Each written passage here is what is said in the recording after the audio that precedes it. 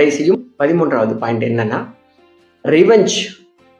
ஏதோ ஒரு தப்பு நடந்து போச்சு, ஏதோ ஒரு துரோகம் உங்களுக்கு பண்ணிட்டாங்க. நீங்க என்ன பண்ணுவீங்க? ஒரு மனித இயல்பு என்னன்னா, நம்ம விடவே மாட்டோம், ரிவெஞ்ச் எடுக்கிறோம் அப்படின்னு நினைப்போம்ல. ஆனா மெச்சூரான ஆட்கள் பண்ற வேலை என்னன்னா, ரிவெஞ்ச் எடுக்க மாட்டாங்க. ஒண்ணு அவங்க எந்த சூழல்ல அதை பண்ணுவாங்க அப்படின்னு அவங்களுடைய இடத்துல தன்னை பொருத்தி அந்த உண்மையான காரணத்தை அணுக முயற்சி பண்ணுவாங்க. இல்ல உண்மையிலேயே அவங்க திட்டமிட்டு தான் இந்த வேலையை நமக்கு துரோகம் பண்ணிட்டாங்க அப்படின்னா, ஓகே அப்படின்னு சொல்லி இந்த விஷயத்தை விட்டு அவங்க விலகி போயிடுவாங்க.